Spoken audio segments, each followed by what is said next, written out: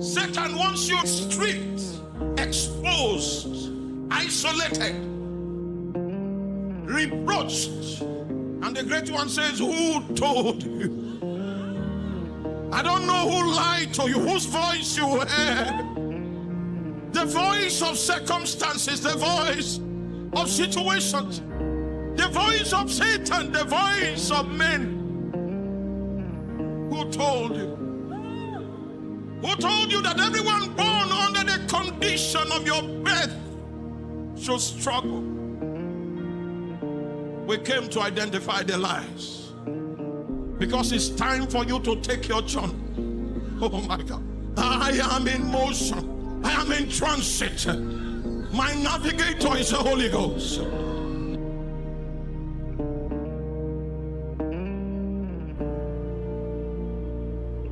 But today we came to identify the lies, so that the true glory of your ordination might stand before your face.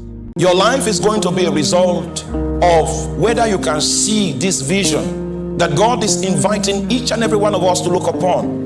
And it doesn't matter your shape of infirmity, your shape of incapacity. If you see the economy of God that is anchored upon His grace, then through faith you can appropriate everything that God is offering you. So in the New Testament, God solves the problem. And the way He solves the problem is that He makes grace available. And in grace, God is the one that is at work. But even though God is the one that is at work, you bring something to the table. And what you bring to the table is called faith. It is God that gave you the desires and also supplied the ability for you to carry out His good pleasure. On the external, people will look at you and say, oh my God, what an anointed man. But you that God is using, you know.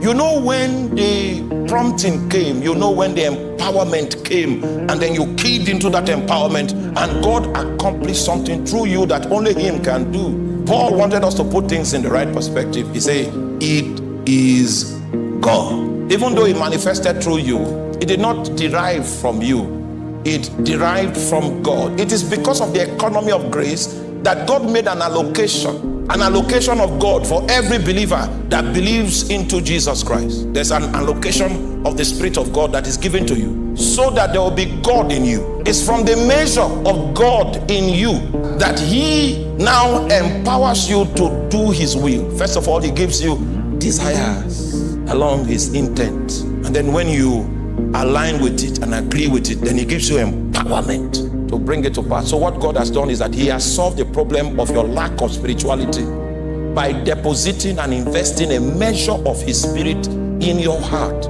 You take truth from grace, it is poisonous. You become Samson. You will hear Jesus say, woman, even me myself I have not condemned you, even though I have the right to condemn you because I am without sin. I have decided to forgive you, but go and what? And sin. In this your state of liberty that I'm giving you, you are going to preserve it with truth. Because in grace, God is the one at work. And the reason why Jesus could forgive the woman was because He was going to the cross in the next few days to pay for that her sin. So He says, go, but sin no more. Truth is the only way we can preserve the dividends that we get by grace. And a man that is preaching grace without truth is one of the agents of darkness in this end time that have been sent to cripple the church and to give us another God called sin. When God speaks, His integrity travels with His utterance.